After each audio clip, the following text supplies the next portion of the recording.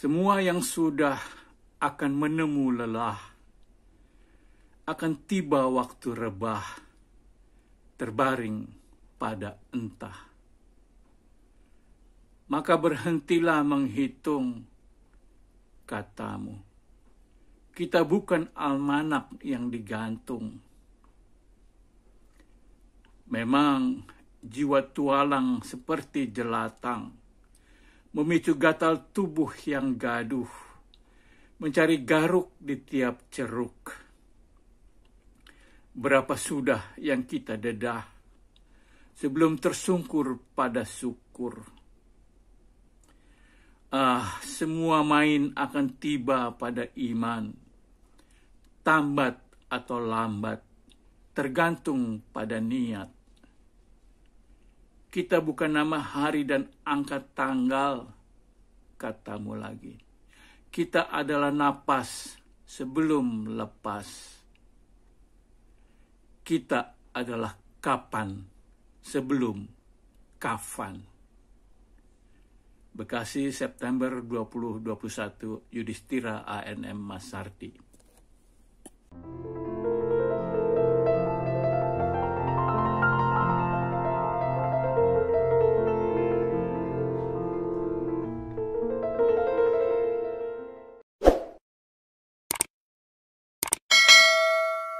Kamu bilang hidup ini brengsek, aku bilang biarin. Kamu bilang hidup ini gak punya arti, aku bilang biarin.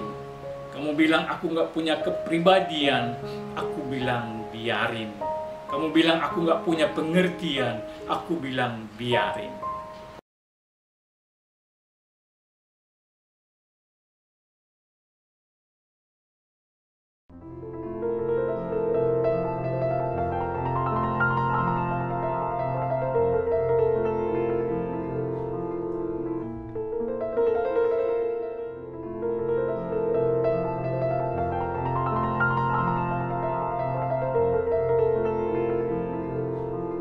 Assalamualaikum warahmatullahi wabarakatuh.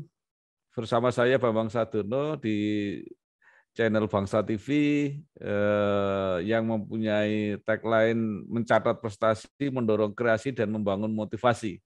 Kami sedang mempersiapkan sebuah festival cipta puisi dengan tema Hari Pahlawan, khususnya pahlawan-pahlawan masa pandemi.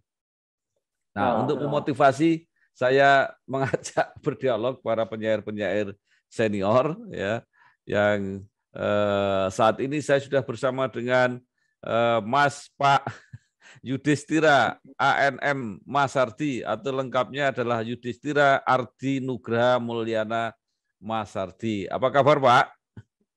Alhamdulillah, baik, Mas. Ya. Ya. Ini Pak Yudhistira ini menulis macam-macam, ya, menulis novel, juga jadi wartawan, ya, tetapi lebih lebih banyak dikenal sebagai penyair. Nah, sebenarnya mana yang paling yang paling Pak Yudi sendiri inginkan itu dikenal sebagai apa? Iya, sebagai apa ya? Karena pekerjaannya banyak, jadi macam-macam. Ya, mungkin lebih umum sebagai sastrawan gitu ya. Belakangan ini saya lebih pas juga disebut sebagai pengelola pendidikan gitu, aktivis pegiat pendidikan gitu, Mas. Iya. Ya, karena saya dan istri membangun sekolah TK dan SD Batutis Al Ilmi di Bekasi sudah 16 tahun nih. Kemarin ulang tahun 16, alhamdulillah. Iya. Terus sekolah gratis untuk duafa. Oh, jadi sekolahnya itu khusus gratis?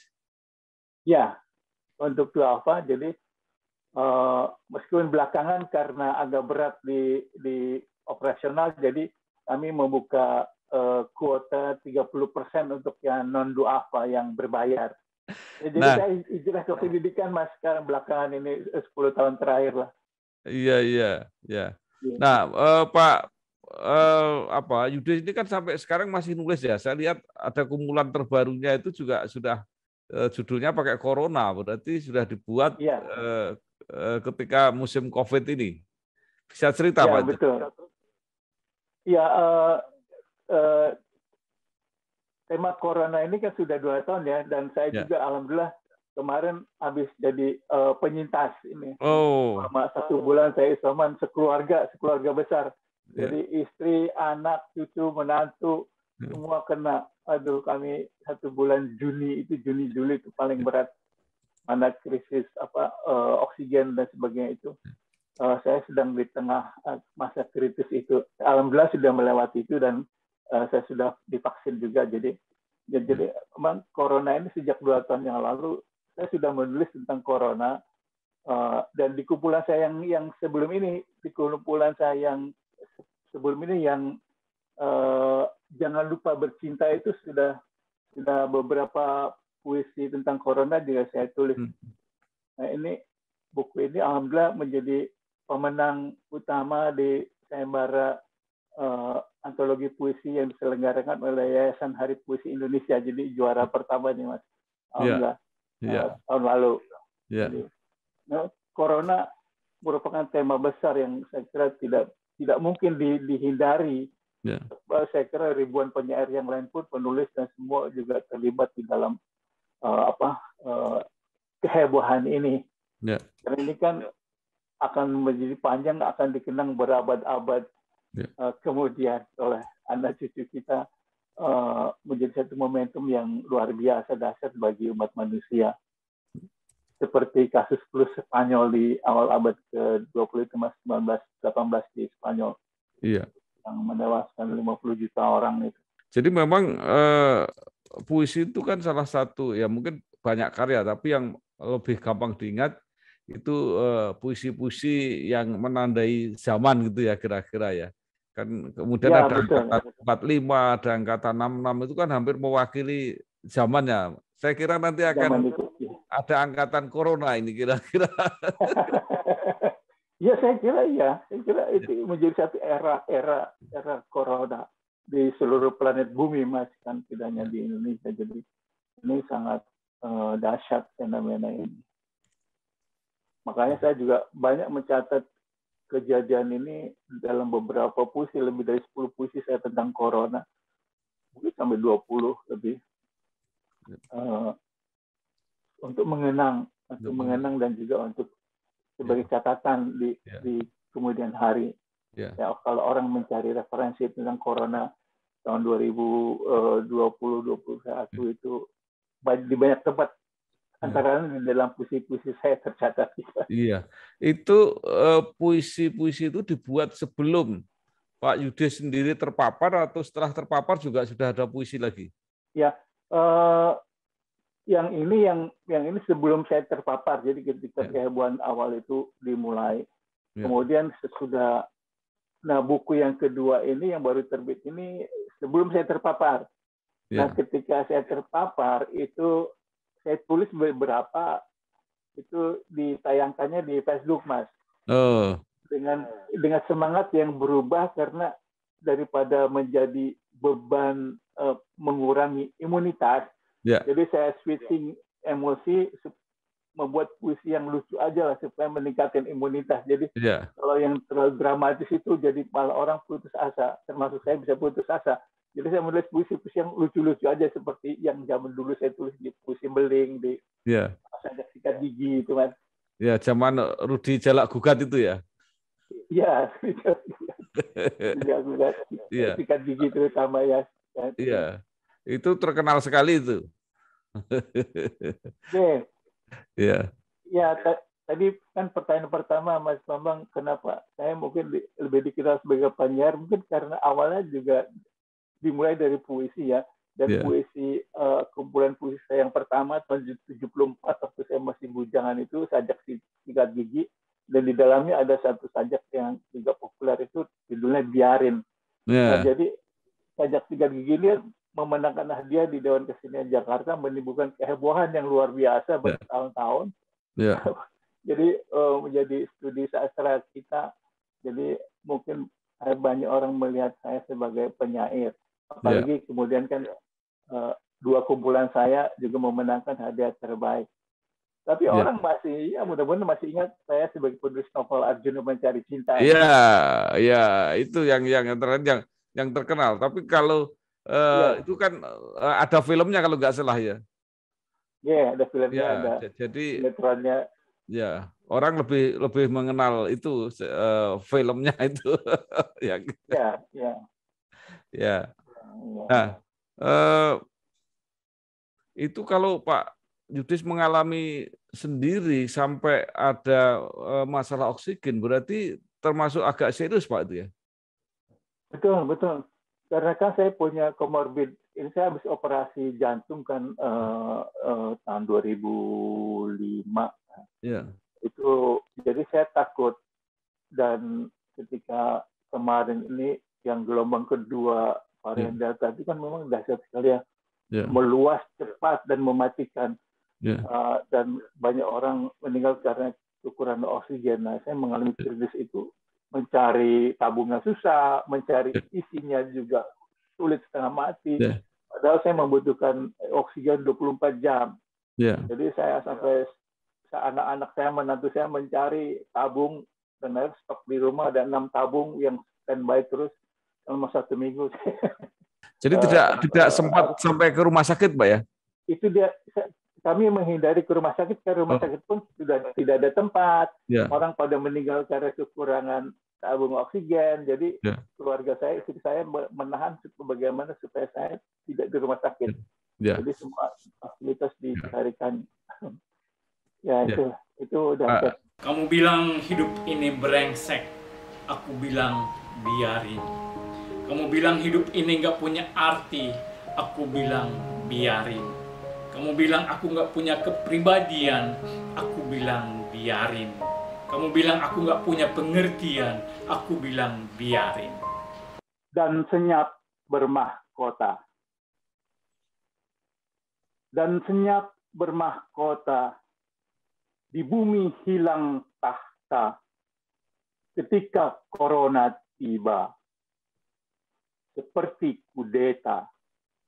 Kota-kota lindap, lumpuh, hilang gerak, kecuali maut. Hanya maut. Hanya maut yang berarak seperti defile sesak ke kubur-kubur.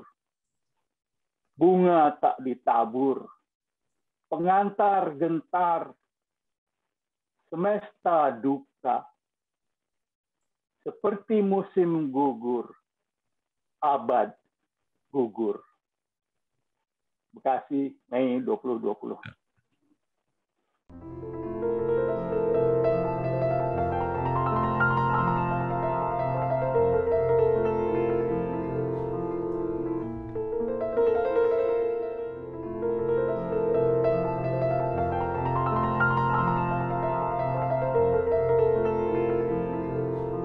Pak Yudis, tadi puisi-puisi Bapak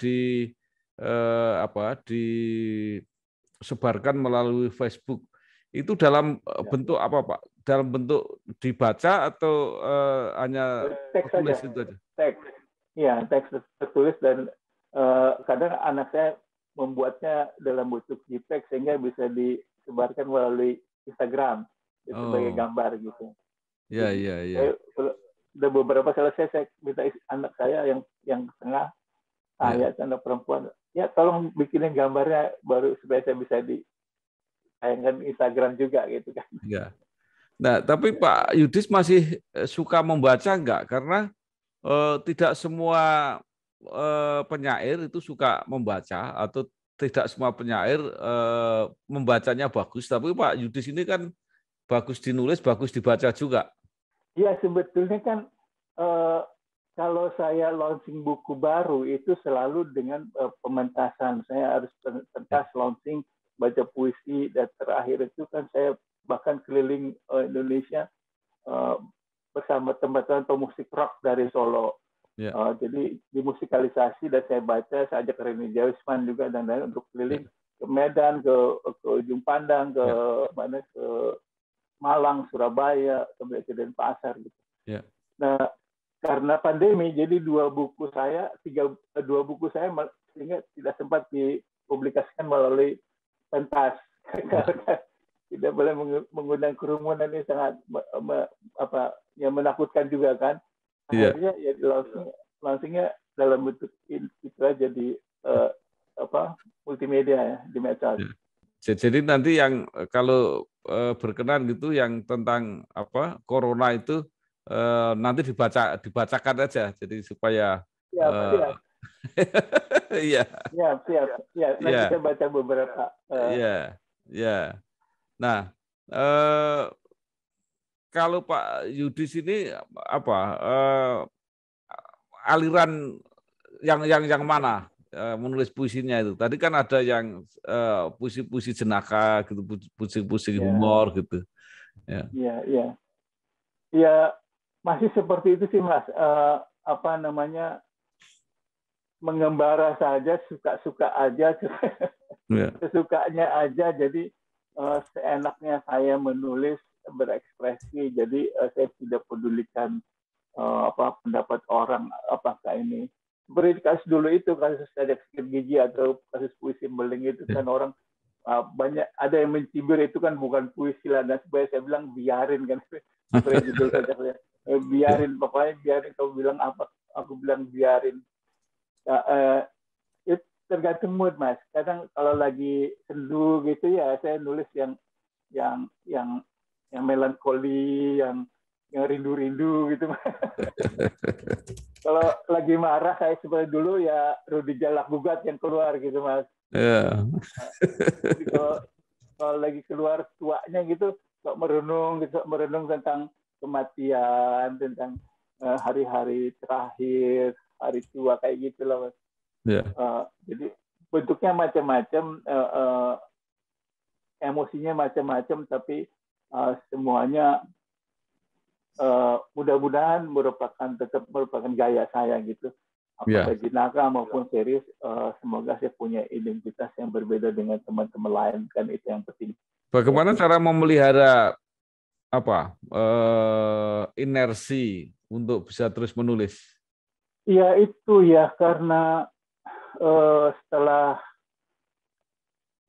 lama saya vakum dari sastra sekitar 10 tahun, karena ketika membantu istri saya membangun sekolah batu tulis itu, kemudian tiba-tiba ada dorongan untuk saya kok pengen kembali lagi ke sastra. Saya pengen nulis novel lagi. Tapi yang keluar kok puisi.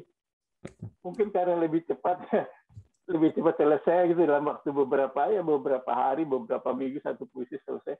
Cuma kalau nulis novel kan kebayangnya udah stres duluan ngebayangin, ini harus panjang, duduk berbulan-bulan gitu kan, cari penerbit, sudah diterbitkan belum tentu ada yang beli.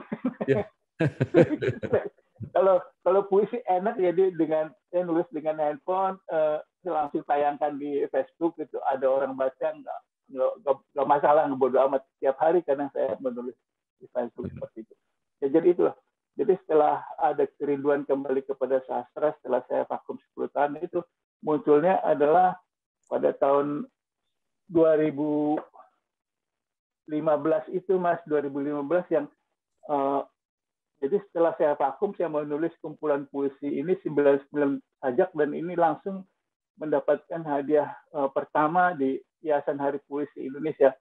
Jadi begitu saya comeback, langsung juara. Jadi teman-teman, wah ini tua-tua masih punya semangat juara. Saya bisa mengalahkan 200 kumpulan puisi anak-anak muda gitu kan. Ini yang 2015. Nah, sejak ini terus bersemangat menulis puisi terus sampai akhirnya itu tadi 5 tahun kemudian ini 2020 Jangan Lupa Bercinta dapat hadiah yang sama. Dan pekan lalu saya terbitkan lagi yang paling baru ini kumpulan 2020-2021 Kuatrin Sektet Sains dan Corona. Nah semangatnya, tadi setelah saya kembali kepada sastra, kemudian terbangun gairahnya oleh kemenangan-kemenangan ini, oleh kompetisi yang seru bersama ratusan teman-teman muda dari seluruh Indonesia. Jadi itu membuat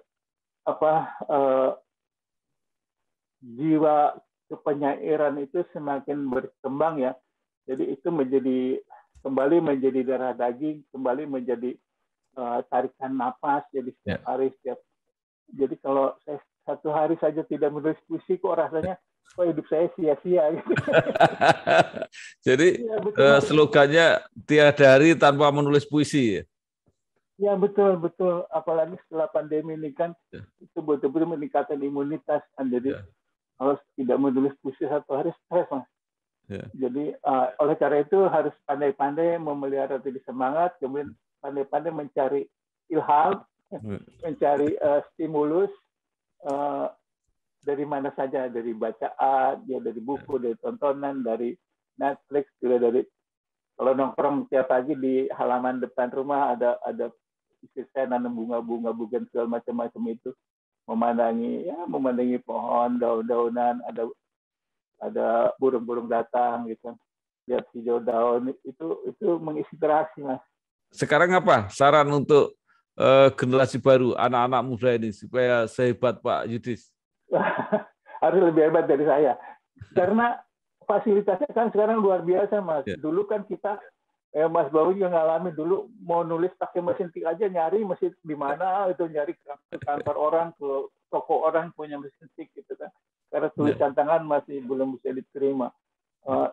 Kemudian untuk menerbitkan mesti kirim ke redaktur, itu nunggu berminggu-minggu, berbulan-bulan, belum itu dimuatkan, korannya terbatas, majalahnya terbatas. Sekarang setiap orang bisa anytime pakai media sosial, pakai handphone yang semua orang punya handphone. Ketik jadi puisi, ketik jadi status, itu kan itu sudah lebih memudahkan. Dan satu lagi ya, untuk searching, untuk mencari perbandingan sekarang kan sangat mudah, tinggal googling mau cari apa, puisi siapa, bahasa apa, semuanya jutaan puisi ada di tangan kita. Dulu kita mau cari buku puisi orang masih susah nyari bukunya, nyari perpustakaan. Sekarang gampang. Jadi anak-anak sekarang harus lebih pandai menulis karena referensinya sangat banyak. Dalam 1 detik bisa diklik kan, bisa dibaca dari seluruh dunia muncul. Jadi harusnya lebih kaya, lebih cepat, dan lebih pandai. Jauh lebih hebat dari saya. Dari kita sekarang, dan pasti mereka bisa.